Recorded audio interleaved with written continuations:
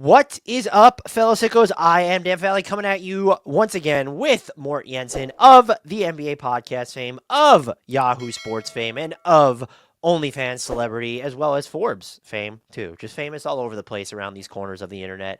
We're carrying on with asking our biggest questions for every NBA team this offseason. We are going division by division. This is our third installment. We have done the Southeast and the Southwest, and we are on to the Pacific Division. Before we get started, Mr. Jensen, do you have anything that you would like to say? Oh, man, putting me on the spot. Like, politically? No, you know what? I'm okay. The Golden State Warriors are first up. Mort, what is your biggest question for them? How do they optimize this old core that they have? I think they did something very bold and something good in giving Steph someone else to work with in Jimmy Butler. Quentin Post. Yeah. Oh, sorry. Him too. Yes, for sure. But like, obviously, you're left with a lot of questions here. Like, what is this team going to look like moving forward? Can you build on the current core? What's going to happen to Jonathan Kuminga? Is he going to be a part of it? Can you flip him for another veteran? Like, I just want to know what their plan is to optimize, Steph, Draymond, Jimmy. That's the only question that I think actually matters, but it ties into what I was actually surprised you didn't pick this one, and now I get to pick it. Mm-hmm. What is going to happen with Jonathan Kuminga going into restricted free agency? And I know the preference for both sides is apparently to work out a sign and trade. We've gone over before on this podcast.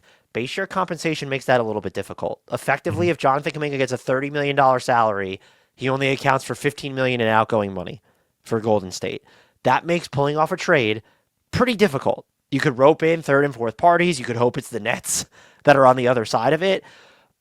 What do you do as Golden State? Like, do you look at this as, let's start here. Do you think that Kuminga can functionally work alongside Jimmy Butler, Steph, and Draymond? And it's not really a Steph question so much as a Draymond and Jimmy Butler question. Right. Are we going to anticipate him becoming a dramatically better shooter over the course of summer? Because if so, yeah, I can see it. If not, that's going to be rough. I actually like Kuminga. I think the skepticism and criticism that he's been getting at such a young age has actually been a little too much. I do think, I think we as an NBA society, whatever you want to call it, have been a little too aggressive in tearing him down.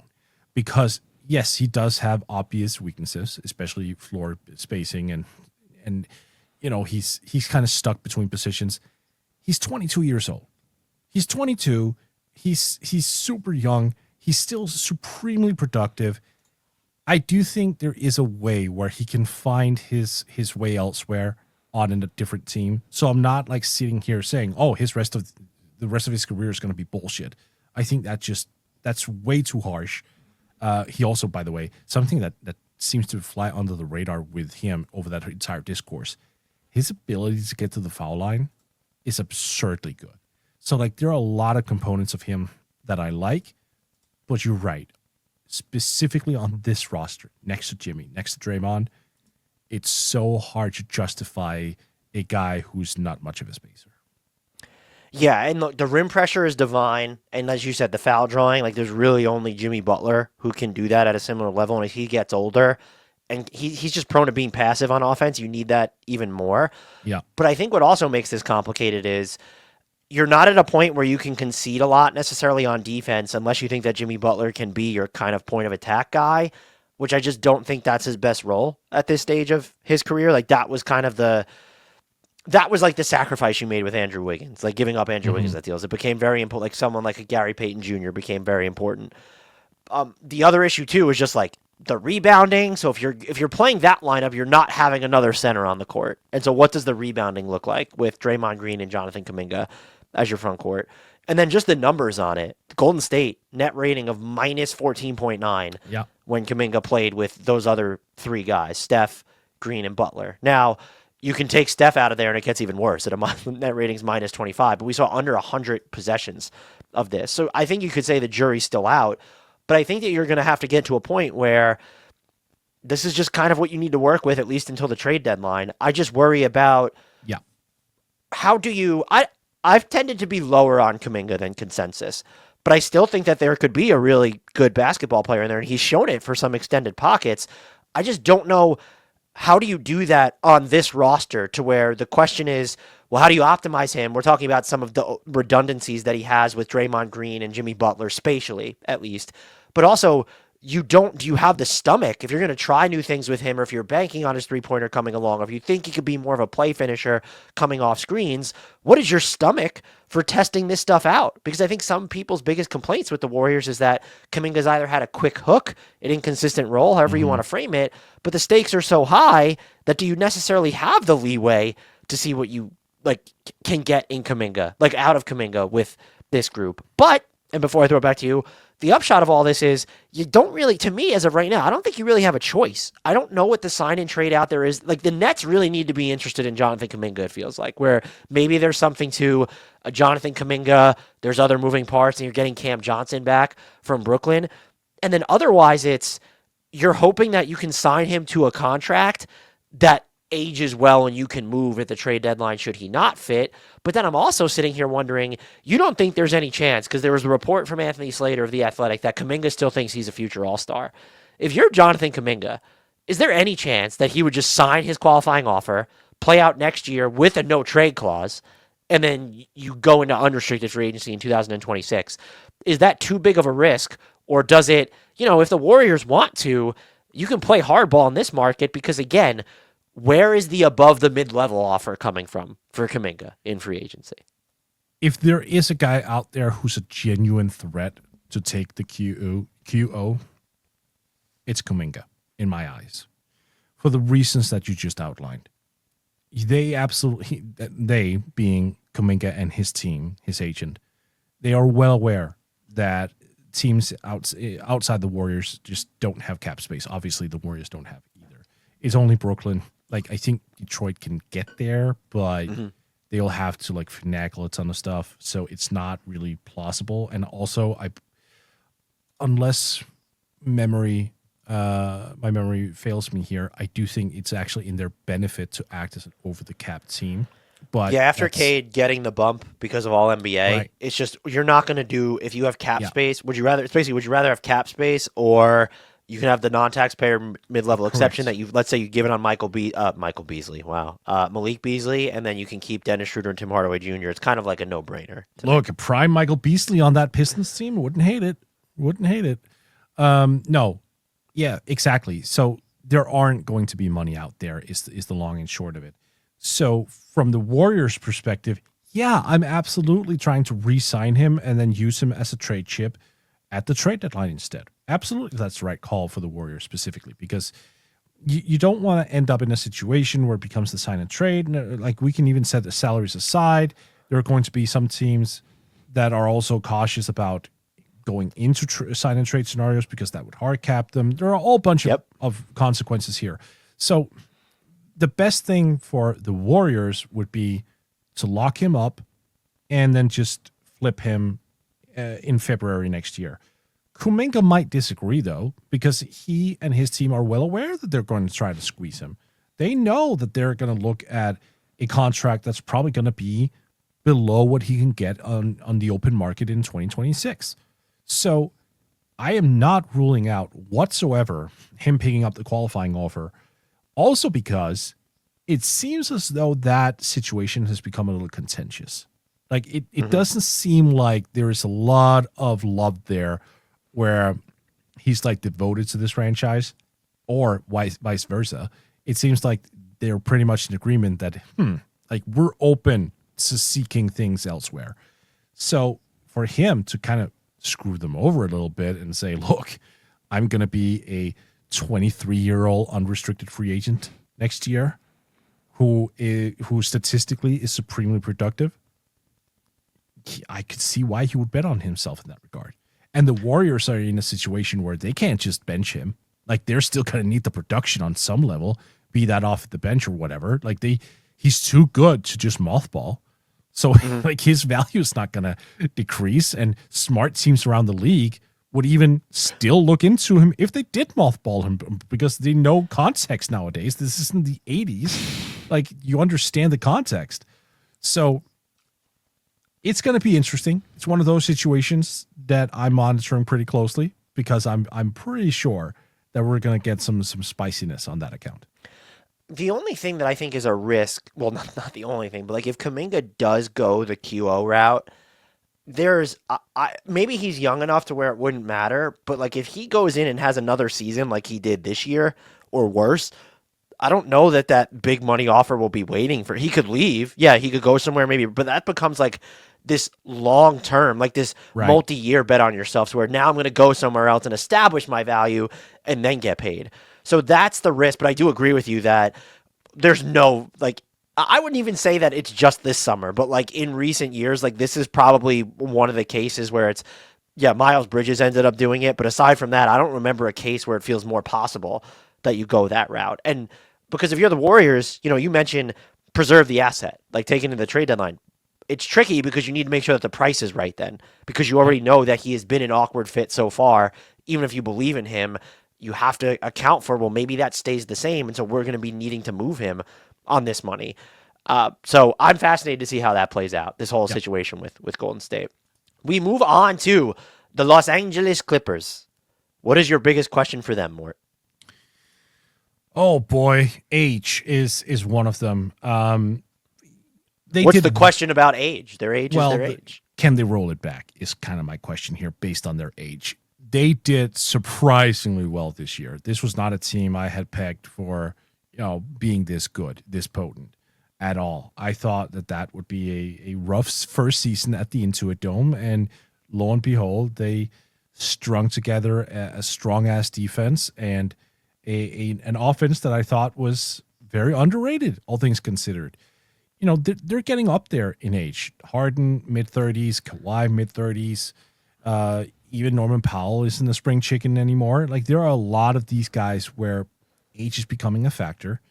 Do they just roll it back? Do they try to build? Do they try to pivot just slightly to, like, get younger, to get those guys more breaks? Like, what is their plan there? Like, are they just hoping for a duplicated season next year from what they had this year? Are they willing to take a short step back to get younger, and then the season after is when they explode? Or are they all in for next season?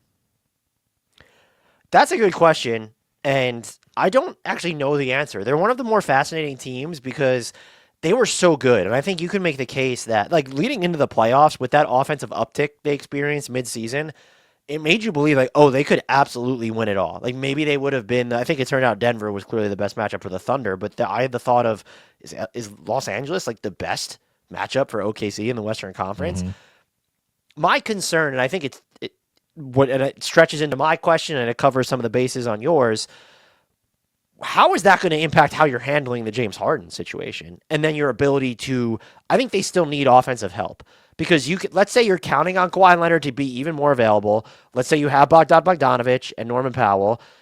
They were just too reliant on age 35 James Harden. And in the regular season, like, yeah, he was able to deliver, but the offense still had cracks for so long. Some of those cracks just turned into these, like, monster wide open gaps by the playoffs. And you just need you need someone else who can run the offense. And I think we've kind of seen that they're not even going to ask Kawhi to do that. Like, they're really trying to streamline his offensive role, even in the minutes that he's not playing without James Harden. And so how do you go about juggling all of these things, what you mentioned, where you're juggling the long term, but now you have this James Harden as a player option? What are you doing? And is there a way for you to re-sign James Harden on a deal that, one, preserves your access to most or all of the bigger mid-level exception, which is worth $14.1 million, and then two, is that contract a length to where it kind of aligns with the rest of your books, where we know Kawhi Leonard coming off the books in 2 years? Are you able to schedule it all that way so that you have the option of taking this, not necessarily year by year, but you can kind of reevaluate at that point if you decide it's time for more of a wholesale pivot, maybe even a rebuild? You're not worried about having one of these older guys on the books for longer than the other. It's an interesting balancing act for them, but I would guess, and I think this is the right move, especially when you look at their draft pick obligations, they're going to try and win next season. I just don't know the extent to how aggressive they're going to be this offseason. And I think I'd like to see them get a different backup look at the 5 too. But I really think that they need to get more. I don't want to say it has to be a point guard, but it has to be a game manager on this team because they just don't, the secondary, they don't have it anymore. I don't care. It's not Kawhi. It's not Bogdanovich. It's certainly not Norman Powell. So I'm very curious to see how aggressive, if at all, they will be in trying to fill that void. If you're not going to say it, I'll say it. Yeah, they need a point guard. I have no issue saying. Well, they it's need just a point like guard. the position stuff is just you know what I mean. Like they need someone who could run the offense and it's not traditionally that's called a point guard. Right, but positions are just malleable now. Like you wouldn't call it could be if you want LeBron James on this team, like he's a point guard, I guess by function, but defensively, is he a point guard? Absolutely not. Dude, even back in the 90s, Steve Kerr called Scottie Pippen their point guard. So you know what we mean. Like the primary initiator does that do it for you, Mr. You're trolling me Favali? for trying to be too thorough. Okay, nice job. The thing is too, it's not even just during the non-James Harden minutes.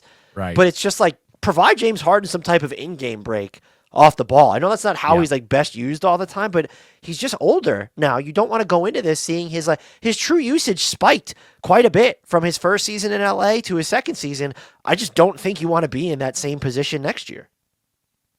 Would Ayo Dosunmu do something for you on this team? Yeah, I mean, he'd add to their defense. I wonder if you would want someone who's a little bit better I love Ayo, and this is the second podcast where I feel like I've had to criticize him because I don't know that it's the perfect team for him. So I think he'd be great here. But do you think he gives you enough of they did experiment with more traditional pick and roll stuff with him, but he still seems more suited to he has to drive and spray type deal. Yeah, I mean, look, it's for me, it's also the price point. I'm not looking at bringing in someone who's going to cost you $30 million, right? I have to be realistic within what the Clippers can also relinquish and whatnot. I'm not even sure what the deal is, to be honest with you, for Ayo. I don't know what the deal is there. But I do think he'd be more offensive competent. That's harsh, but I do feel that way than Chris Dunn, for example. There would be more pick and roll initiation. There would be more spot up shooting. There would be more of a control of the offense, offensively at least. Defensively, strong point of attack defender. I'm not looking for a Steve Nash type to come in this situation. I don't think that exists. I don't think that's realistic. Ayo, to me, feels like a fair compromise of a player archetype. What would you, I guess, if it's Chris Paul reunion's out of the question with James Harden here, I'm sure. I'm wondering if they would prefer to try and address it via free agency because I don't know, I guess you're giving up Dunn or Derek Jones and then something else for Ayo because I don't know if the Bulls are going to have interest in any one of those players. Jones. What does Tyus Jones do anything for you? Defensively, it's not. I mean, he's a small They could guard. insulate him, though. I wouldn't be worried about the defense. I think he would be an excellent fit. And that might be a team that's willing to, I don't know, after his season in Phoenix, what team is coming in over the top with the full non-taxpayer. I don't think that's going to be out there. It wasn't out there for him last season, so I don't think it's going to be out here for him this summer. Yeah. That'd be a really good name. What about Dennis Schroeder? A little too volatile for my taste. I don't hate it, though. I do think he is a guy who can, what's the phrasing here? He's a guy who can get in there and just get you what you need at some points, and then you have to live with the rest that you don't want. That's the type of player that he is, right? It's not quite Russell Westbrook territory where you have to live with a long list of weaknesses, but there are some issues. He can have long periods of inefficiency, for example. He can have long periods where the defense is not exactly as in tuned as it was 5 years ago. So I don't hate it, but I would like to see different options first. I have two more names for you. I'm going to throw out the long shot one. I know we just talked about how they need to preserve their future. I'd give up part of the future to get Kobe White on this team. Yeah. They have a distant first they could include to match the salary. Yeah. I was thinking about him earlier. I think generally Chicago's going to come up a lot on these episodes that we're doing right now because they have those two guards in Kobe and Ayo who contractually are just in such an odd spot. So they're going to come up a lot. Kobe would make a ton of sense. What's the deal? What is Well, I think you have to include what is their first allowable trade, their first allowable first round pick to trade. So Yeah. like that's giving up quite a bit of just, oh, okay, are we prepared to go that far out? And is Chicago prepared to use that as the primary compensation? Because I think, we look at these different draft picks and we say, oh, those distant ones those are so valuable. And that's because they are. But if you're a front office in today's NBA, you think Arturis is thinking that he's going to be the one that's going to make the Clippers pick in, 2030? Yes. You It's the Bulls. I mean, look, they gave Garpax about 11 years too long. So why not? This name just came to me. He's not like the most traditional point guard, since that's what we're going to instead of a floor general or game manager. Peyton Pritchard on this team? Obviously, but like, why would the Celtics pivot off one of the best contracts in the league? Because they're a 2-year gap window now.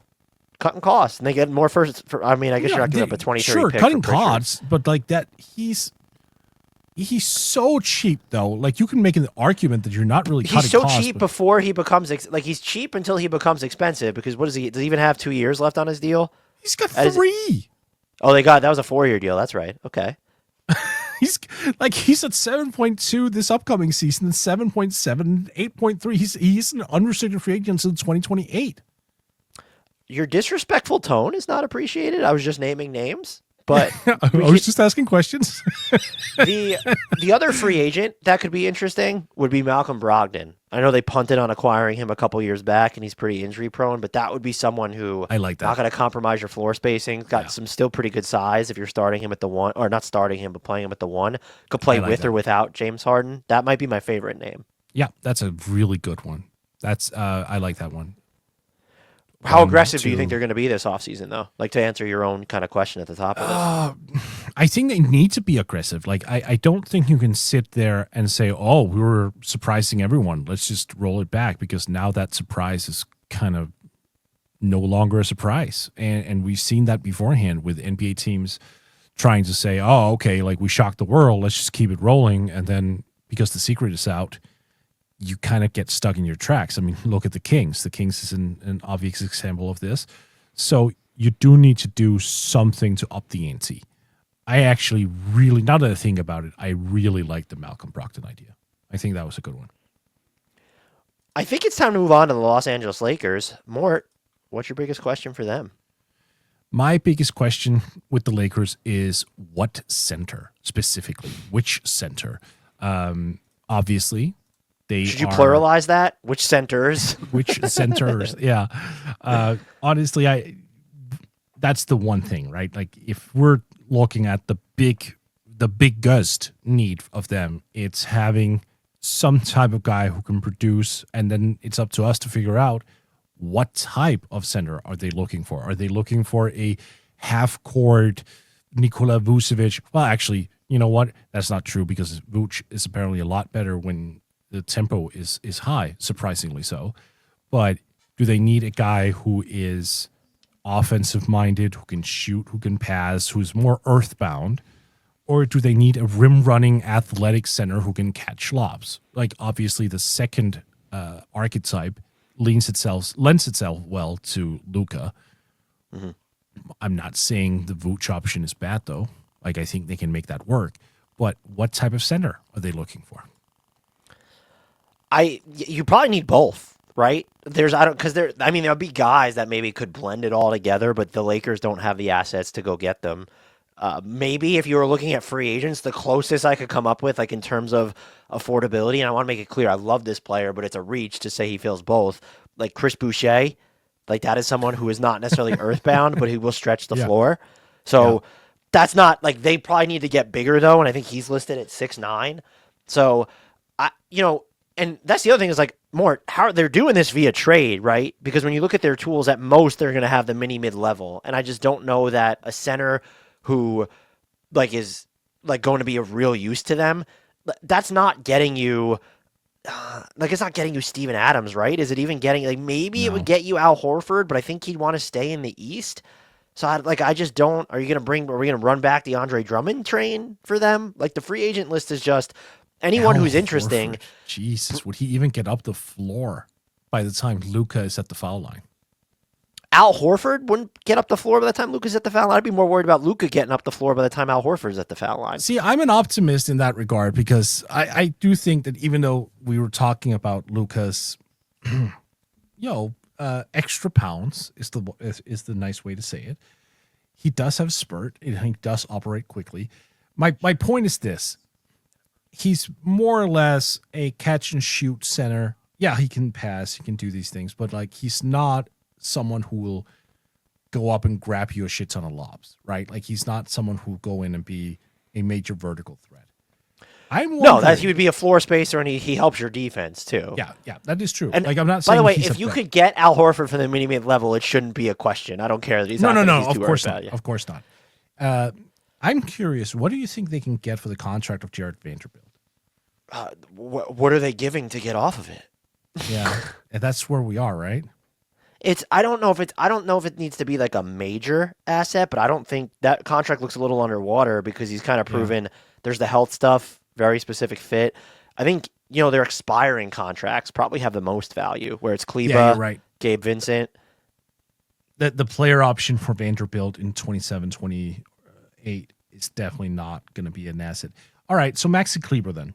So the expiring contract there, which center are you identifying who has a longer contract attached to his name, who might not be considered, a quote-unquote valuable contract, but who will fit with LeBron and Luka? Does that player exist? Conceptually, what about Robert Williams III? Yeah, I don't hate that. The availability would scare the bejesus out of me. And that's they're also an interesting, you have to include something else because you can't take back more money than you're sending out as this team. I don't know that the name's out there. I thought free agent wise, and again, he doesn't check every box. He's gotten older, but Clint Capella might fall into their price range, and that just might be a sort of an innings eater. That's someone that you look at. Yeah. Do you have other centers? What's that? That's uninspiring. It's really uninspiring, but relative to their resources, my point is, because I don't. What if they did the same trade package? So it's money plus Dalton Connect and then the 2030 swap and a 2031 first round pick. Who is there a realistic best center? You could see a team look at, all right, we'll think about this. God, that's a good question. Because it's not, the Hornets would still do it for Mark Williams, but. Right. So we have to think in the Mark Williams ballpark of centers. That's not getting you Jalen Duren, right? No, I don't think so. Does that get you? That seems way too much. But do you go back to? So I would adjust the package. I want to make it clear. I'm not giving up that. But do you go back to the Daniel Gafford well in Dallas? Yeah. That worked a little bit. I just don't Would you give up a first? I can't. I don't know that I could give up. I'm not giving up a 2030 swap or 2031 first round pick for Gafford if I'm the Lakers. That's something. I have one for you that's spicy. This is spicy. And it depends. I don't know where you stand on Derek Lively, going back to that well. Wow. Are you willing to relinquish Austin Reeves to get Derek Lively in there? Ooh. Yeah. You know what? Probably. Yeah. That's just. I am too. Because you have to think about Austin Reeves' next contract too, and he'll be less, and he's not even redundant now. I don't mean to say that. You can't have too many playmakers, but LeBron's not going to be there forever. So him and Lou, I don't want to get into a point where you have Austin Reeves on this number that just he's worth 25% of the salary cap or something. So I think if I'm the Lakers, I would build something around Austin Reeves for Derek Lively. Dallas, I don't know why. I guess they're saying, hey, we have AD and Gafford and Cooper Flag, and we're ready to roll defensively on the front line. Is that? Well, you also have to think Washington about offense. Too. You have to think about offense too. Lively and Nico Harrison doesn't think about offense. I think we've made that much clear. That is true. But it's so weird to me how Dallas finally found the center for Luka. The center. And they had a year and a half together. And then that's all she wrote. I would love to see the Lakers sort of explore that and go, look, they found something. They decided to break it up. That's not on us. Let's see if we can reassemble this thing in LA. I don't hate that idea. It's that's a risk, but I mean, you're getting younger, so he fits the Luka timeline. And he's so good. What was He's one of our so biggest? good. What was our biggest concern for Derek Lively offensively after the Luka trade? Is what is he going to look like without Luka? And now you just won't even have to imagine it because he won't be without Luka. And he's a guy who I actually think will have spacing upside too. Oh, really? That shot isn't broken by any means. I don't know if I could get there. Would you? Based on we haven't seen him shoot a ton of threes and make them, more based off sample size. How about that? Based off data. Take that for the data. Take that for data. That's fine. That's fair. I'll buy that. But I mean, when we have seen him shoot, be that from mid range, be that, in pregame workouts, whatever, that looks clean. Yes, the empty gym workouts. No, those are always get it. hard I hear you. I do understand your point there, but like, the shot looks good though. I'm not saying results. I'm saying process. Like, it's not broken. It's one motion shot. It seems to be working. I'm not ruling it out, is all I'm saying. Look, he did shoot 56% from floater range. So if that equates to, and this year he was, and that accounted for all but one of his mid-range jump shot attempts. So we haven't seen it in gameplay yet. So I can't say that I think he's going to have like floor spacing potential. It's a tough thing. Would you consider, like, I don't even know if Utah would trade him at this point, but like, does Walker Kessler do anything for you? Yeah, for sure. I mean, he is a huge human being, and that's a major upside, especially when you're playing next to Luka, because his catch radius is absurd. So yeah, no, he absolutely does something for me if I'm LA. Yeah. Would you look at combining, like, step laddering your way with smaller contracts if Portland was just looking to get off DeAndre Ayton's expiring deal? The narrative of having Luka and DeAndre Ayton on the same team after the whole 2018 draft debacle, yeah, that would be fun.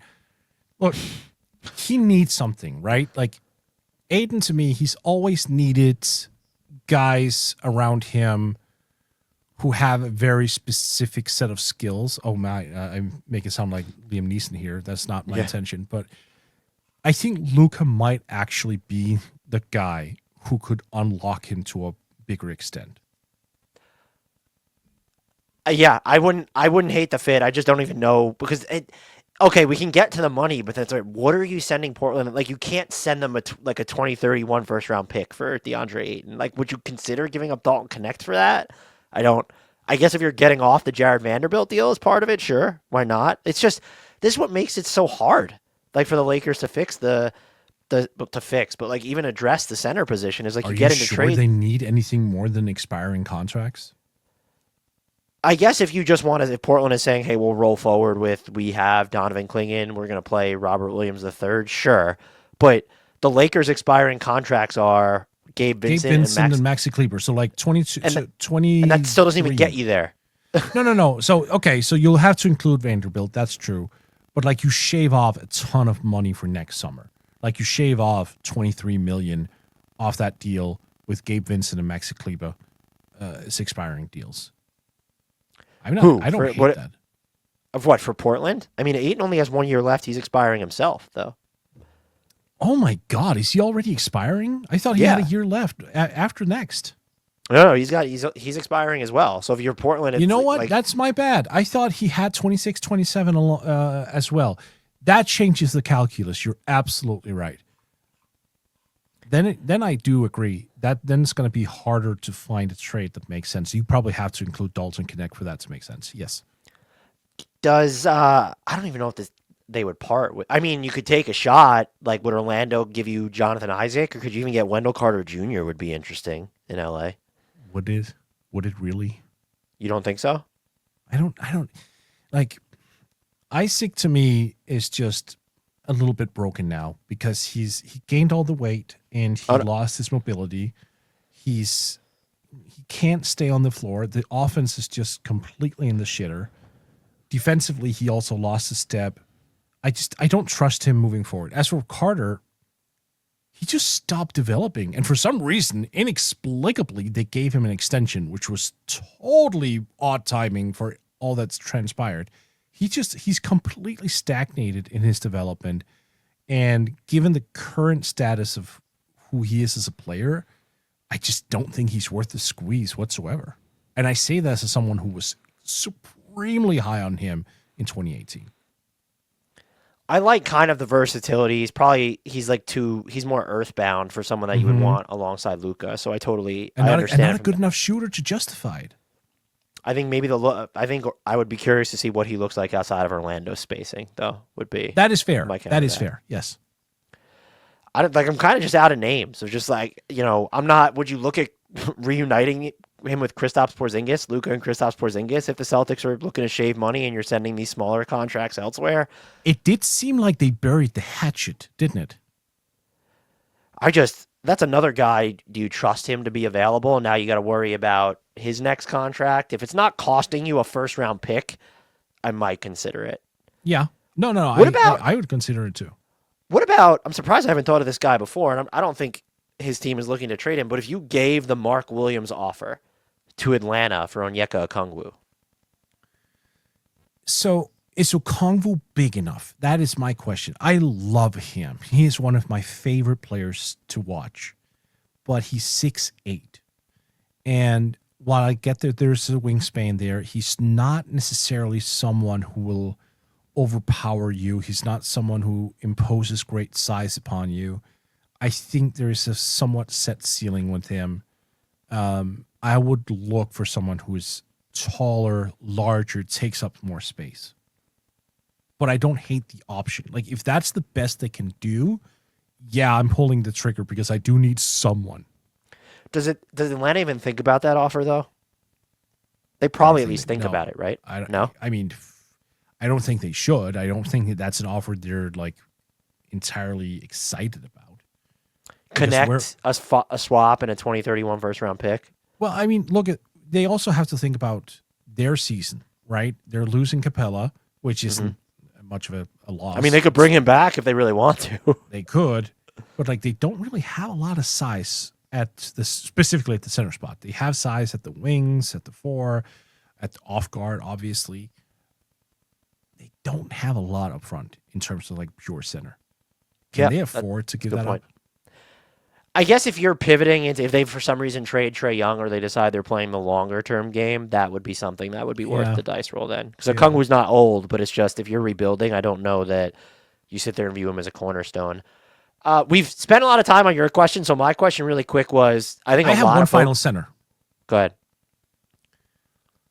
Now, you have to be a little open to this because he's never played a lot of minutes before. So you would have to believe that you can stretch his minutes out. And he's a per minute monster, but we've never seen it sustainable over like 30 plus minutes. Jalen Smith. That'd be it. I mean, it's worth a shot, especially if like would Chicago say, hey, Jalen Smith has 2 years left on his deal. We will gladly take one of your expiring contracts for him and like very low level compensation from there. I don't hate that at all. That'd be interesting. Yeah. Inside, outside, athletic, block shot, rebounds at a high level. I don't hate it. That'd be an interesting flyer. I would feel uncomfortable if he's my starting center in a playoff series. That I'll say. But that's fair. They're not working with much. My other question is, so much time's been spent on the center position, and rightfully so. Can this team get more two-way players? Who aside from Dorian Finney-Smith is their best two-way player?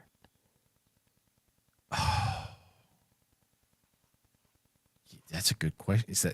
Is that like a healthy Maxi Kleber?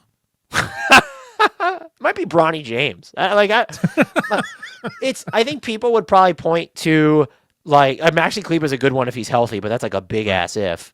Right. They probably we hear like, well, we've seen Luka lock up sometimes, or like LeBron can turn it on, and it's just I don't know that it's probably Gabe Vincent. Like if Gabe Vincent is hitting threes, it's probably the answer, and that makes me uncomfortable. Is all I'm going to say. But I don't know how you go about, because if you're targeting a center, you're not, via trade, if you can sign a center, okay, sure. But like, I just don't know do you have the assets to improve this rotation to the extremes that it feels like it needs to be improved? So I know you have Luka. I'm assuming LeBron will be back. And like Rui Hachimura has been great for them. Austin Reeves has been really good for them. But that kind of might open up another question that you touched on when you mentioned Derek Lively is this the offseason to then look at trading Austin Reeves? just because of the way your roster is made up, the number of boxes you need to check, and he is probably your single most valuable trade asset, with the exception of maybe the 2031 first-round pick. I mean, Lakers fans will hate the idea of shipping out Austin Reeves, and I get it. Like, I'm not going to sit here and say, well, he's redundant or anything of that nature, because he is a supremely good player. 20-plus points, almost 6 assists this year. He's a pick and roll guy, high efficiency guy, can play both on and off the ball. You have to at least consider it for the right fit. And I would hate pivoting off of him because I think he's very, very underrated. He's weird speaking. Where doesn't it feel like he's probably overrated in the eyes of Lakers fans and then underrated in the eyes of national fans and media members because they're overcorrecting for the Lakers bump? Yeah. Okay. Correct. Exactly. He would be interesting to at least explore the trade value of. I just don't know what you're again, if it's Derek Lively, I'm doing it. But I don't know what else we're looking for. Going back to the Dallas Mavericks, is kind of funny, but that's because you could open up that structure to okay, is Dallas giving you, if you're sending out more salary or including something else, is Najee Marshall or PJ Washington on the tape? Look, PJ Washington's interesting because they have Cooper Flagg and Anthony Davis now. Mm-hmm. They have Najee Marshall. I'm not saying he's entirely redundant. You could make it work, but he's going to be a free agent, or he can sign his 4-year, basically $90 million extension. I don't know if you could compensate the Mavericks enough to get him and Lively, but if it's the 2030 and 2032 swap, 2031 first-round pick, and Reeves, maybe that gets you thinking? Or is there some super... Oh, go ahead. No, I just before we just get out ahead of this, do we honestly think that it's this is going to sound like a joke? It's not intended to be. Do we really think that these two teams are going to trade with each other again? Do we think that the Mavericks are, just because of the narratives, because of the recent history with the Luka trade? We're sitting here exploring this genuinely. Are we sure that there isn't a mandate from ownership to say you are not going to deal with the Lakers for a while now after this? Am I sure? No. Would I put it past them? Also no. To deal with the Lakers again. I think Cooper Flagg gives them a level of agency where people be like, you know what, they're rebuilding or something. So to your point, it would be a little bit surprising. The other thing I was thinking, and I don't necessarily know if this is an Austin Reeves level return, but you have the salaries to do it. Is there some type of super construction with the Nets where you're getting Nick Claxton and Cam Johnson?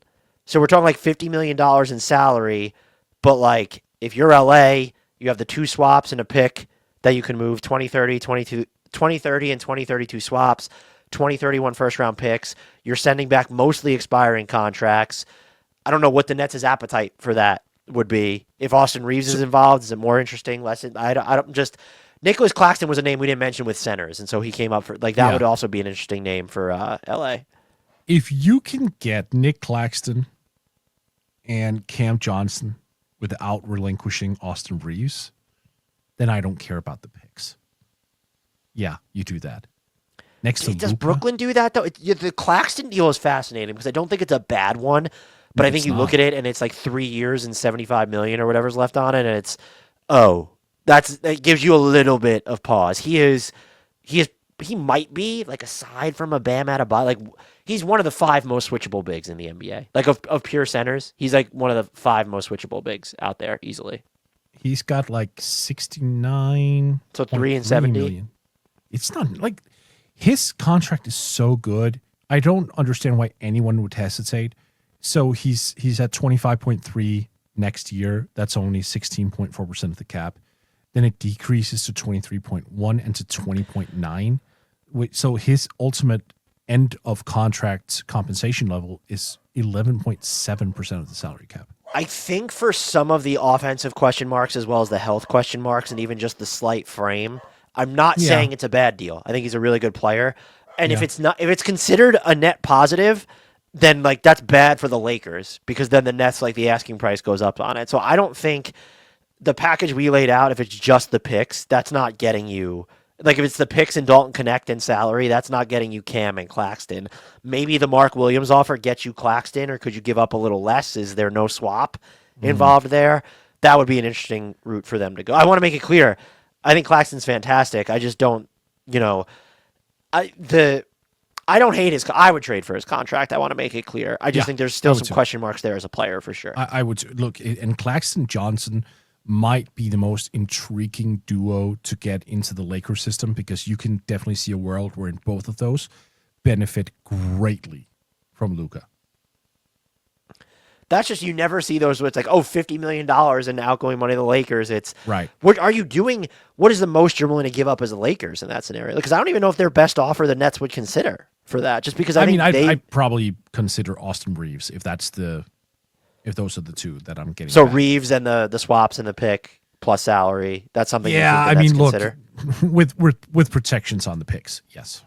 Well, the only pick that you could give up.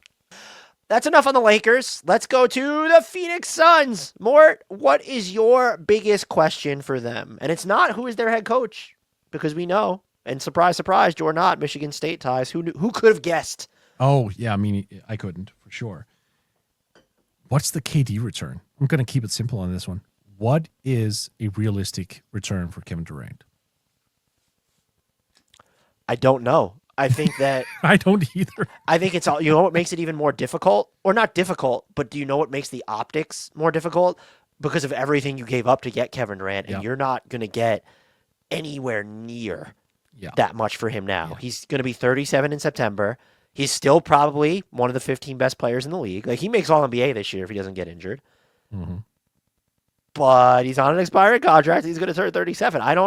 If you would have set the over-under in the equivalent of 2 first-round picks, or 2.5, let's say, are you taking the over or the under? Depends on protection. You can't just say first-round picks. No, I'm giving you the over on, like, you can, it depends on protections. Okay, fine. But, like, if he's going to a contender, those picks probably won't be good anyway, or they'll be protected. If he's going to a team that's trying to if he goes to a contender, I am willing to say that it could go over based on, just who he is as a basketball player. And depending on the team, like if those picks are projected to be in like the late 20s, I could see 3 picks getting relinquished. If you're looking at it from a perspective of a team that's like in the playoffs, but not really that advanced into, a team that hasn't made the conference finals, for example, the team that's like trying to make a move to get there, then I think under, unless they're fucking desperate. Maybe this is a better way to parse it out. Would you do, just because Houston's the team that's mentioned so much for him, would you do number 10 in Jabari Smith, and then you're figuring out the salary? Maybe Jalen Green's the matching salary there. Do you do that for Kevin Durant? So Phoenix gets its own pick from this year back, Jabari Smith, Jalen Green's contract, and then they're sending out Kevin Durant. I do that. You do that as who? Both teams? I do that as Houston. That was the first one.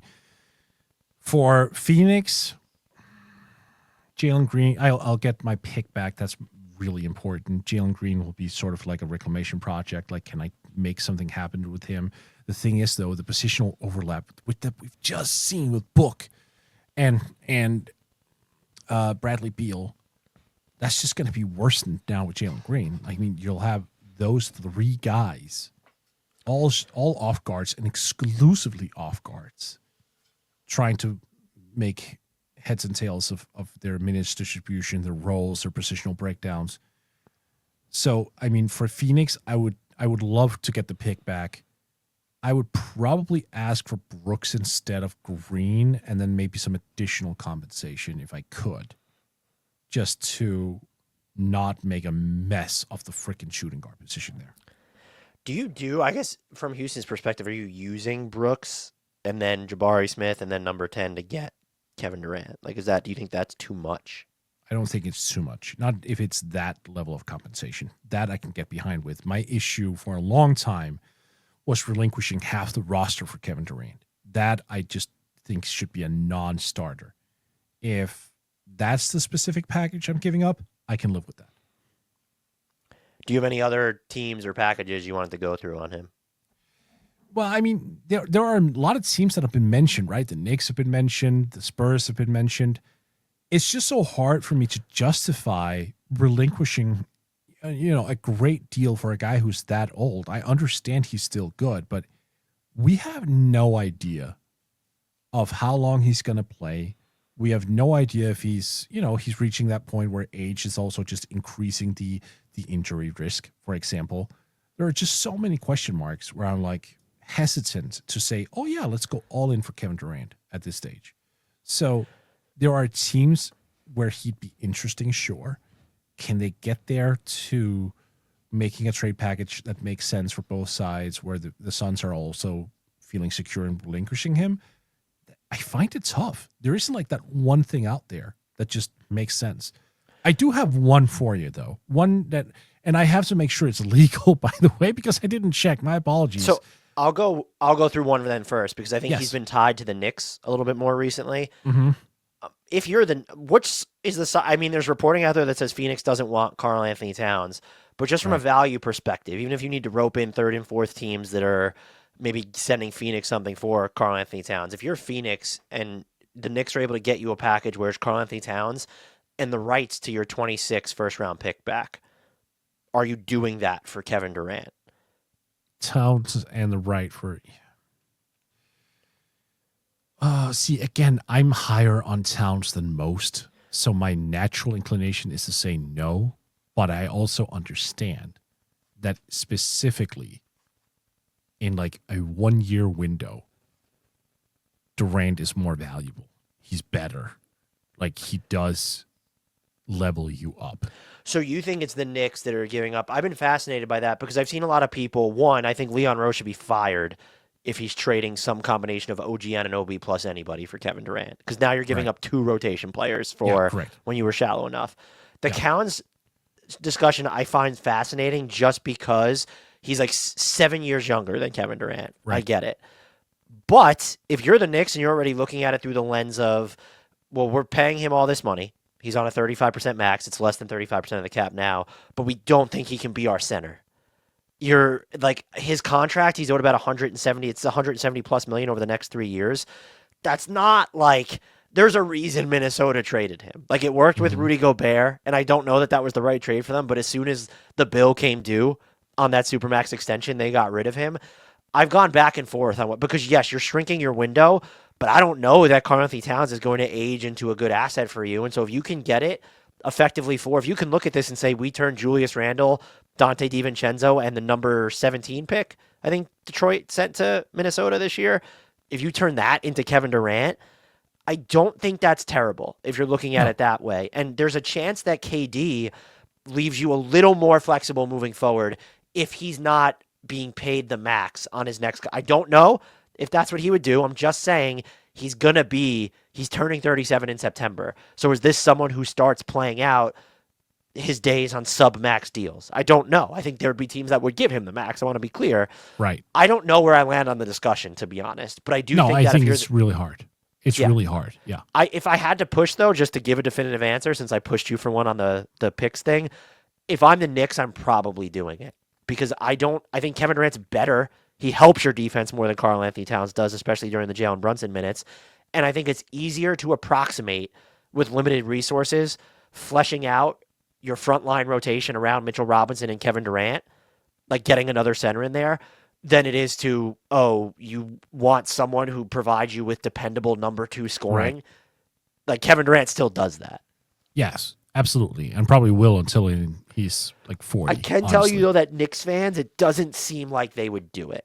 That they think that Towns is way more valuable than Durant. And I would take exception with the way. But I do think it's, I think it's a fair stance to say, no, we're not doing that. If that's your position, then sure, that's totally fine. My idea. We're moving on. Sorry, we're out of time. All right, that's fair. No, Paul George at number 3 for KD.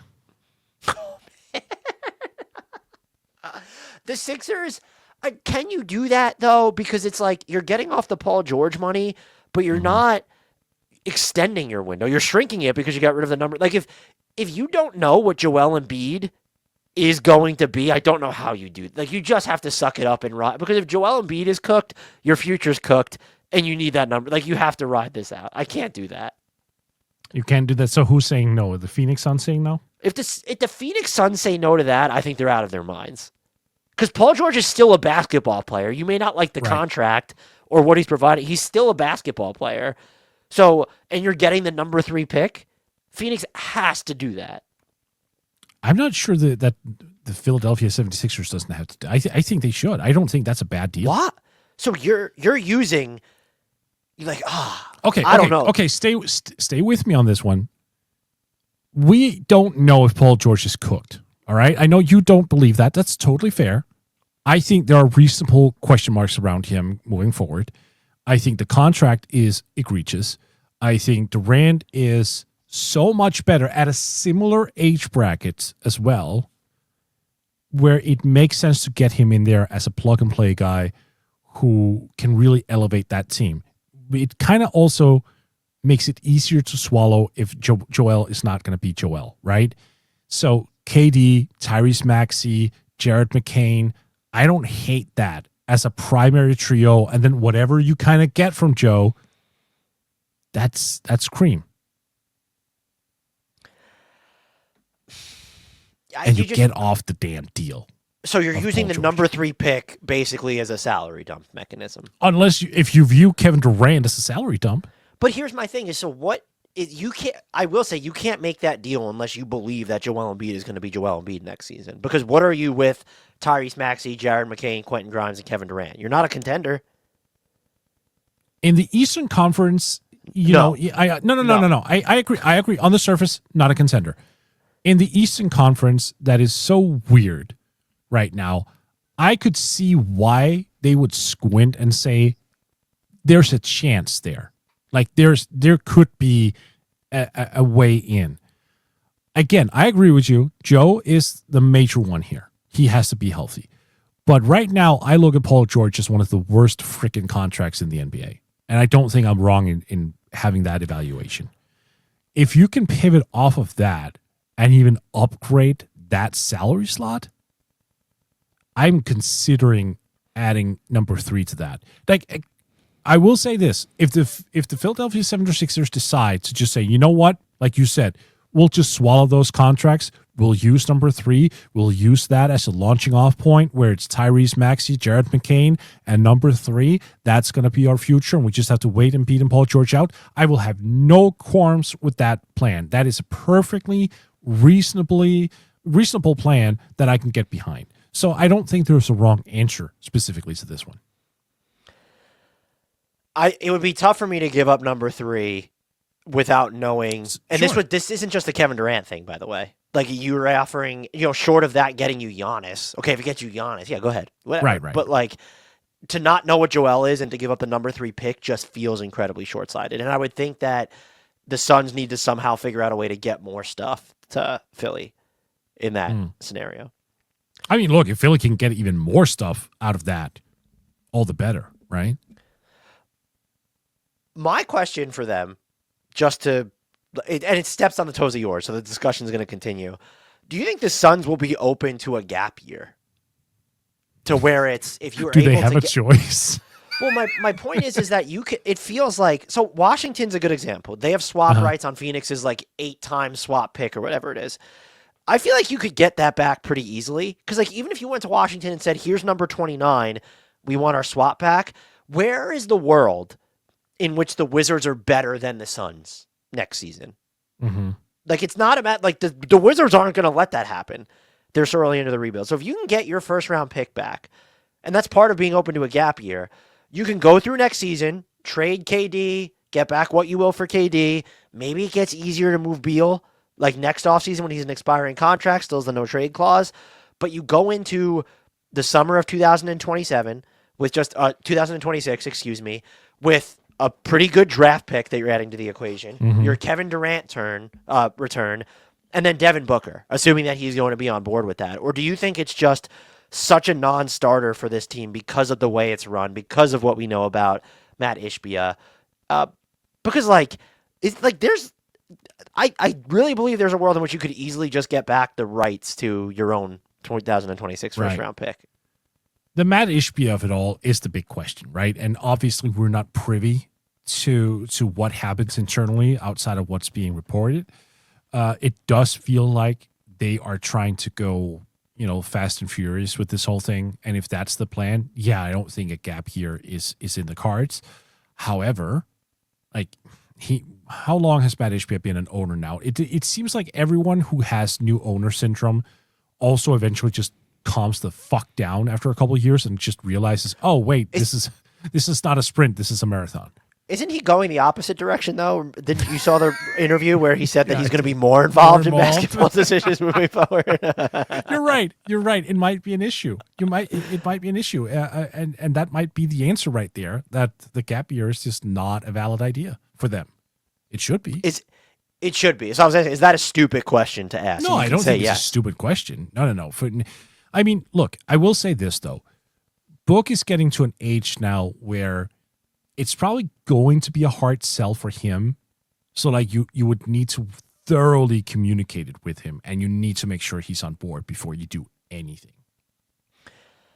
Yeah, he was. I think it bodes well for them that he was included in the coaching search. At least that's per reporting. And if I'm him, though, I've seen some people say that they shouldn't give him the 2-year, $150 million extension. If I'm him, I'm not signing it. I can sign for more next summer, and I'm keeping pressure on this organization to make the right. I'm not saying that he should request out, although if it were me, I probably would. But like I said this about Nikola Jokic too. I'm not signing the extension. I want to keep pressure on this organization to continue making the right decisions and put me in a place to, if it's not next season, then moving forward to win. So I think that's going to be maybe an inflection point for Phoenix as well, is that everyone just seems to assume that Devin Booker is going to sign the deal. He loves Phoenix. We all know that, so maybe he does. If I'm Devin Booker, even if I don't want to leave, I'm not signing it because I want the team to continue to feel that pressure. The Kevin Durant stuff is just, though, that is the right question to ask, and I don't know. I don't know how to gauge his value. And I was even trying to think of like surprise teams, like who hasn't been mentioned that could just get in the Kevin Durant sweepstakes, like because we've heard the Knicks and the Spurs and the Rockets like how many times over. I have one, but you're gonna hate me because I feel like I bring them up as the Bulls. Yeah, no, but wait, really? Seriously, they're just run so poorly, and now that all this, the criticism of them is always affecting their decision making. It is. Could you not just see how they would trade for Kevin Durant and just like put it on the the front page of the Chicago Tribune or whatever? Look, we got an MVP or whatever. I mean, I don't rule out anything stupid from that organization. And for them to acquire, a soon-to-be 37-year-old star and trot him out as the savior of the franchise, as they did with Dwayne Wade when they signed him in 2016, I wouldn't put it past them. It's such a good brand to have where it's just like, well, any team should just go fleece the Bulls because they'll let them be just absolutely destroyed. It's funny because people say that and like, oh, that's not how it works. It's literally how it's worked. Like the Spurs and Kings, who had made recent deals with them, deliberately brought them into the De'Aaron Fox trade to fleece them, and they did. It's like, this is a perfectly valid strategic choice. I love it. I just can't imagine they're that dumb. But if they go ahead and give Josh Giddey like $200 million this summer, I will shut my mouth forever and just defer to you. I'm just saying you can't rule it out. That's all I'm saying. This isn't a surprise team. We just haven't talked about them. Is there any construction that makes sense for both the Suns and Minnesota? I haven't looked into it, but I have to assume it's one of those situations where we'll figure something out if that becomes like a real conversation, because they were in on that discussion. Obviously, Ant just loves KD. That's his childhood idol. It seems like the respect is mutual. It seems like Durant isn't ruling that destination out. So like, while I haven't sat down and done the numbers specifically on what a Minnesota-oriented trade could be, it feels like you can get that done if you want to. Would you, just as a framework construction, we're not matching it here. Okay. I do think what becomes critical for a Minnesota offer is you need Julius Randle to opt in, because I just don't know, are you trading Jaden McDaniels as the primary outgoing salary? Are you trading Rudy Gobert? So you need Randle to opt in. Are you doing something like Randle, DiVincenzo, and then Dillingham and this year's first-round pick you're getting from Detroit? I think that's number 17, but I should double-check that in case I'm lying. Yeah, I probably am, and I'm saying that as a Dillingham fan, but yeah, I'm probably doing that because, look, I also need to make sure that my guy is happy. My guy wants Kevin Durant. Is that going to appease him? Is that going to make him a happy camper? Is that going to show a sign of commitment to him as well, that I'm going out and doing this? Yeah. Yeah. I mean, and then you're left with Gobert, McDaniels, KD, Anthony Edwards, Mike Conley's still there. You're feeling at that point like are you just at that point you're figuring out a way to not be hard capped like it would Right. like you're sending out more money than you're Right. receiving. Rope in the Nets, another team, whatever. Like, are you just paying through the teeth and it's Nickeil Alexander-Walker, you're coming back, and Naz Reid, you're coming back? Like, I think at that point you might as well because you're so all in. Yeah. Yeah. And you like maybe Terrence Shannon and Jalen Clark will be able to hold, but like you still have. In my initial response in my head was, man, that's like sacrificing a lot of depth. But if you're just willing to pay Naz Reid and Nickeil Alexander-Walker, it's oh no, that team's like really fucking good.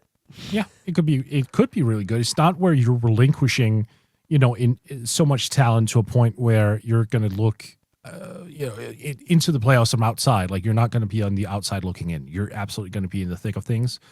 I don't hate it, and I think again the added benefits of committing yourself to Ant in that way, that is a real thing. I don't think I've asked you about this specifically, but if you could, and you could game it, but like if you're the Nuggets, are you giving up the one pick you could trade, the swaps, one of your young guys, and then making the salary work with Michael Porter Jr., Sharch, Zeke Naji? Are you doing Yeah. You are. You didn't ask me today, but you and I had this conversation a couple of months ago. And yes, the answer remains yes. Jokic with Durant, yeah, absolutely. Even though he's old, even though, you don't really know what's going to go on contractually moving forward, absolutely, yes. Where would be so let's say they're quibbling over the young player. I actually really only think the only quibble point would be if they ask for Peyton Watson or if they're willing to take, but yes. Julian Strother, yes, obviously. But like if it's Christian Brown, is the answer no? I feel as though you have to have a point where you just say no, and I too would say that's Christian Brown. Yeah. I agree. I just was curious if you felt any differently on that. No, I do. I'm very high on Christian Brown. I think there are a lot of people who aren't, which kind of weirds me out a little bit. I think he's really good. I think he's become quite underrated. I don't know if he's underrated, but I think he's really good. I would love to see a random team just come in here, by the way, like Toronto or, man, Portland would be really funny. Just like, hey, we have KD and Donovan Clingan and Denny Avdia, and then you're still going to have some version of Scoot or Anthony Simons and Shane, like Tamani Kamara there. I don't know. Again, I don't know what the compensation is going out, but like that would actually be if it's up to you, it's a 1-to-1 swap between Durant and Tamani Kamara. That, like, talent-wise, in your mind at least, that's going to be 1-to-1. No, right? if you're the Portland Trailblazers, you got to say no to that. You can't give up Tamani Kamara. That's just out of this world. Our final team, the Sacramento Kings. Mort, what is your biggest question for the Kings? What the fuck is happening here? Yeah. Yeah. I went on a radio spot the other day with Alan Stiles, who does a great job. And just like, I'm being asked questions about the Kings and what they should do. And I have to always preface it by saying, if I were them, you strip it down and start over now. Yeah. But we know they don't operate in that vacuum. And I just don't, like, what is the plan from here? I think that's the right question. Idea. I have no idea. Look, I mean, you don't even know what's going to go on with Sabonis. Like, he's going to have that situation, or that sit down with him, rather, where he's going to ask them about the future. What can they even present that makes sense? Keegan Murray, a guy who I freaking love coming into the draft. I think it's fair to say, offensively speaking, he's made strides defensively, but offensively has not become the player that we thought he'd become. Is that him? Is that the organization? Is it a little bit of both? While I adore Zach LaVine as a player, you can't have him as your number one guy. I think he needs to go to a place where he's the secondary guy, highly efficient off guard who should be playing off an elite playmaker. The DeMar DeRozan inclusion, when it happened, I tried to talk myself into it because I could see some variation of how it worked, but then everything fell to the ground, and I was like, oh yeah, that was the other side of the coin. Malik Monk, great improvements as an on-ball creator in recent years. Still not like a natural point guard at all. Like primarily still a playmaking two guard, if anything. Love Keon Ellis. Does he provide you enough offense to justify him in like a large capacity starting role? Like I don't know what the fuck is up and down with this team. I have no idea. I don't have any answers there either. Domantas Sabonis did basically call for them to get a point guard during his exit interview. They need that, which is a wild thing. That You have Zach LaVine, DeMar DeRozan, and Malik Monk, but like you need and Sabonis as well. But you need someone to actually replace like the workload that De'Aaron Fox was taking, who can be the like run the offense too from the outside in, not just do the Sabonis type of stuff. And look, there are names. They should have the non-taxpayer mid-level exception. But like it just gets all sorts of hazy. Oh, so we're going to bring in another guard, and you can't keep DeMar DeRozan, another guard, and Zach LaVine and Malik Monk on this team. And like, I know Malik Monk can that's someone who can create a lot out of the driving kicks. You just need more of like that conventional floor general, I think, to pair with Sabonis. And like, what do you look like defensively after that? Like Keon Ellis, good defender. We'll see what we get out of see what they get out of Devin Carter this year. Keegan Murray, as you said, has made a ton of strides there. You could also argue like they have Jonas Valanciunas there, and he proved useful for them. But it'd be cool to have a different type of four option, or like another big, like a more of a rim protector behind Sabonis, or maybe someone who could play with Sabonis. There's just a lot of boxes that this team still needs to check because, as you said, they have this talent. Like, do you feel? Can they approximate like having a number one? Like, do you think with DeRozan, Sabonis, and LaVine that you could really say, oh, they'll approximate like the offense. You don't need to look for like De'Aaron Fox was giving you a primary scorer's punch at the point guard position.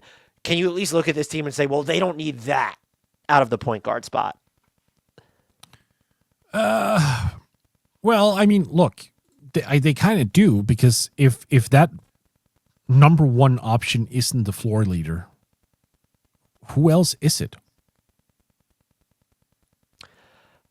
I don't have an answer to that. That's kind of where I fall back. You don't want LaVine to go into like the number one tier role. We saw that in Chicago.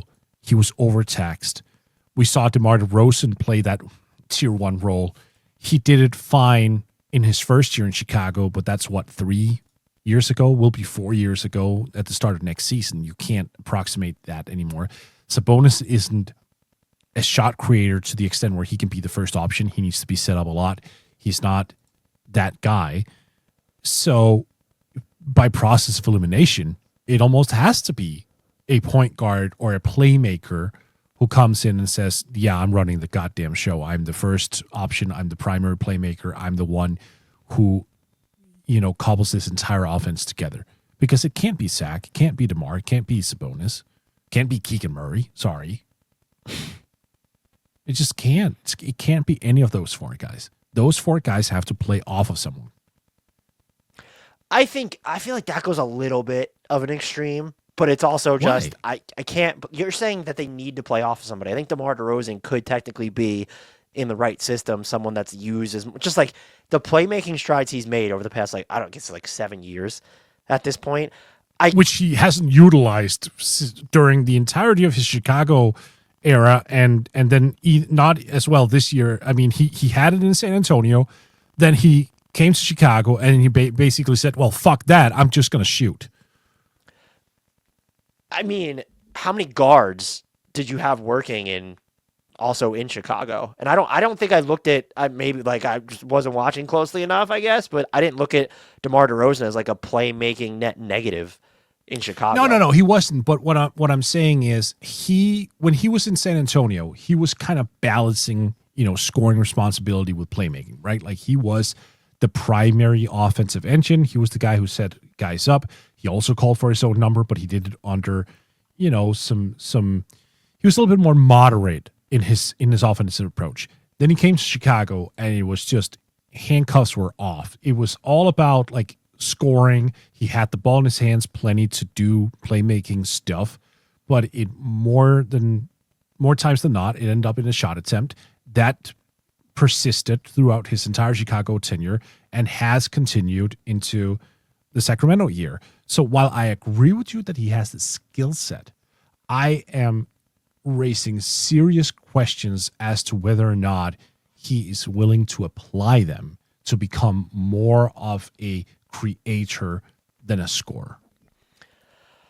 I think look, I think to your point, he's older, and even at his best passing version, I don't think you want him being your number one playmaking option. I just don't think Right. I don't know if they need to play off someone. Like, he is someone who would be quintessential, come in and create the secondary offense for everybody. So I get that. I guess what I was more so focused on is, could you go out, like, you've mentioned him for every single team. If you went out and got a Tyus Jones, like, are you saying you need more of a scoring punch if you're going to sign your game manager, playmaker, whatever you want to call them? I actually like Tyus Jones for this team. He's obviously not a first option. You're absolutely right. But that's always been through the lens of what is realistic for the Kings. Like, Tyus Jones is realistic for them. I don't think it's realistic asking for a primary creator. I don't think it's realistic going for that superstar, that Luka Doncic guy who just has everything handled and everyone else play off of that guy. So I think regardless of what we're talking about here, the Kings are not going to have that guy. They're going to have to get satisfied with the players that they have and like try to figure out something there. Like, yeah, I would like to see Tyus Jones on this team based on the realistic opportunities they have at hand. Is that going to change what they need to have? I don't think so. Would you consider going for like one of the bigger name? Like, this is going to cost you, and you do have some picks to spare, and it's going to cost you. I mean, we're mentioning all these players. If you're getting someone of consequence, you're trading at least one of Zach LaVine, DeMar DeRozan, or Malik Monk, probably.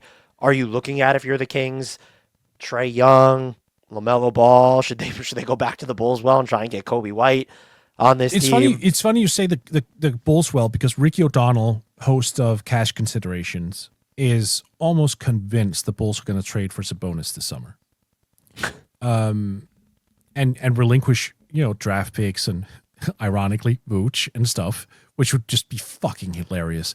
Like DeMar, LaVine, Vooch returned back again just in Sacramento. That'd be fun.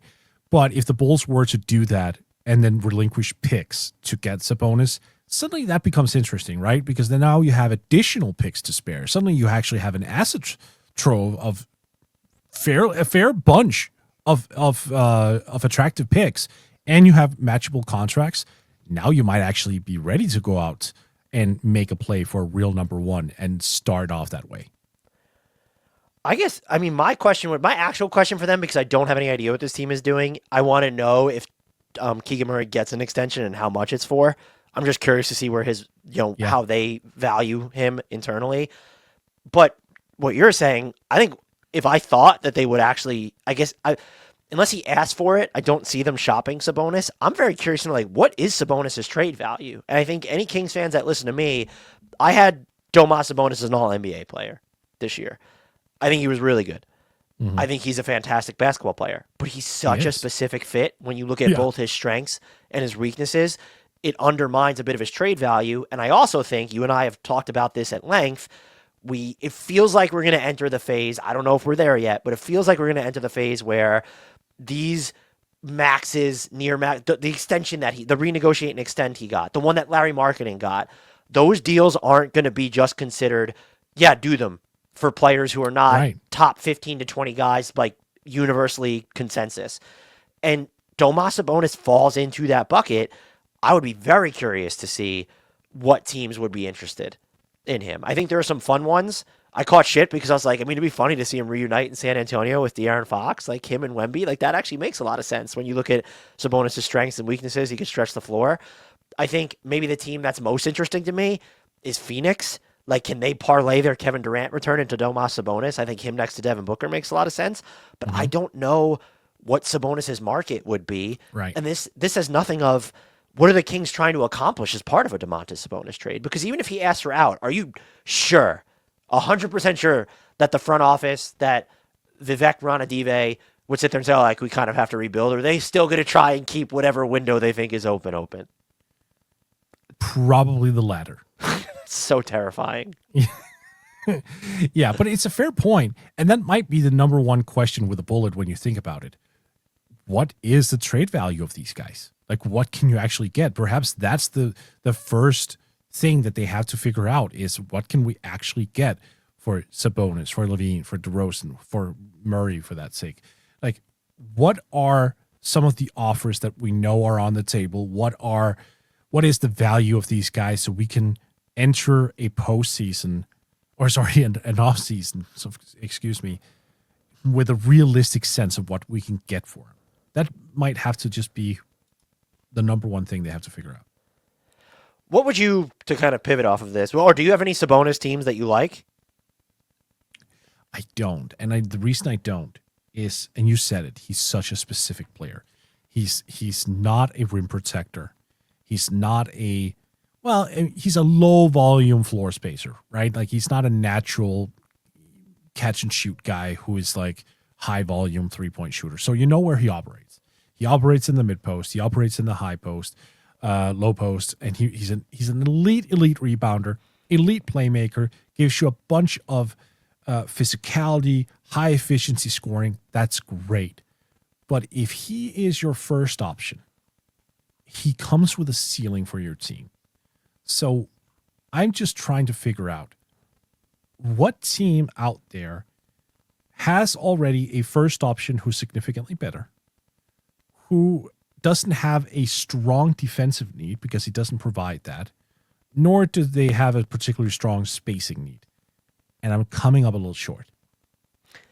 I think if you're going to play him at center, it almost feels like it's either or, because I think he's, if he's a center, the floor spacing he's shown specifically over the past 2 seasons, that's more than enough to me.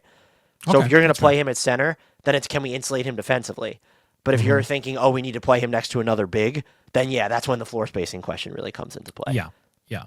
And I feel like you kind of have to, because he's not a rim protector. I mean, the Kings have shown at points they can string together like an average-ish defense with him, in part because of the rebounding, and Keegan Murray is one of the best things he's done defensively is just being the low man at times. So I think there are ways you could game it around, but that's what makes the Sabonis discussion so fascinating, and why he's probably also, I think he would be more valuable to a Kings team trying to win than even a Kings team trying to rebuild as a trade asset. I think his value in the former outstrips that of the latter, which is, I feel like an asshole for saying when this is such a good player, but the functionality of the way that he is impactful, it's very unique and specific in a way that can sometimes be limiting. Yeah, I agree. What would you give Keegan Murray in an extension? Right now, I'm probably I'm looking to squeeze him. I'm absolutely looking to squeeze him after the year he just had. So I would start as low as $15 million a year, because he's not going to take that. But I want to see if I can get him panicked enough, and then probably settle in for something along the lines of $18 million per year. Wow, I'd probably go higher. I think I'd be. No, I'm not saying I wouldn't go higher, but I'm starting real low. If he's willing to sign for $4 and $100. No, I'm not doing that. Wow, I would do that in a heartbeat. That's interesting. I wouldn't. I get the defensive improvements. I am super worried about his offense moving forward. He seems like a guy who just gets so shaken mentally, in terms of the confidence comes in waves. If I'm investing $100 million in a player, even in today's salary structure, I just can't have someone who bends that way in terms of I'm a little down on myself. I'm going to go through 2 weeks of hitting 25% of my threes. I can't. I need someone who's going to come in and take those shots with purpose, with confidence, and not just the 3-pointers. We've seen in year 2 that he had some on-ball chops, and he had some opportunity to display that this season as well, where he just didn't. When DeMar was off the floor and he was in a position to sort of create. So, he's just not exploring himself whatsoever on the floor, and that greatly worries me. I've kind of more chalked it up to the Kings than him. The shooting inconsistency can be weird, but they've made him so reliant on him getting the ball from other people that I guess I don't know if I should say I disagree, but I don't know that he's been afforded the time and space to see if he has real more on-ball chops to explore. And that's fair, but I'm not investing in that if I don't know that. I know you don't know that, but it's just if I'm Keegan Murray and they're just the hard lining at 4 and 100, I'll take it to restricted free agency when there's more cap space. I think he's at least shown that he's on the very high end of 3-and-D, and we've seen those players get some like serious money. And unless you think that the league, because I don't know that Keegan Murray's defensive value is as like nationally known now, just among like fans and people like us, let's say. Right. But I'm sure the NBA, like people inside the understand how valuable he is defensively. For what he is offensively now and what he provides defensively, I think that's more than a $25 million a year player. But maybe I'm wrong.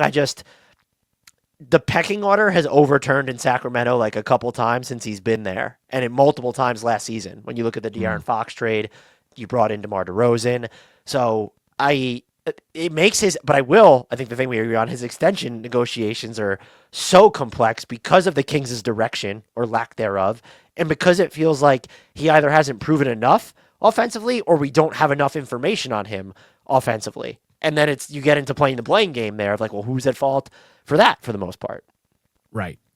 Also adding to the complexity of the situation is the fact that he'll be 25 starting next season. Yeah, that's right. He is one of the older guys on the rookie scales. He is. I mean, that's just something you have to bake into it all. Like, I will say this.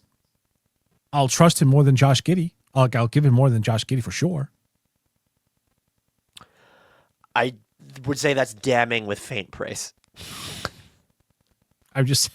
And look, not saying I'll give it more if the Bulls give Josh Giddey $150 million, though. So whatever Josh Giddey gets locked in at, that's what the Kings have to. That's what the Kings have to give Keegan Murray. You heard it here from Moore first. No, but I mean, look, and it's not like I don't like him. He's actually one of the guys I had like the best eye to when he came out of the draft. I was like, yeah, I trust this dude. I am all in on that experience, and I thought he had a rookie season where he was shoehorned into like just taking threes. And the word coming out of Sacramento at the time was, don't worry, like he'll get more reps on ball in year 2. And he did. To their credit, he actually did. And then we thought, oh, year 3 is when he's going to pop then. Like now he's building that up.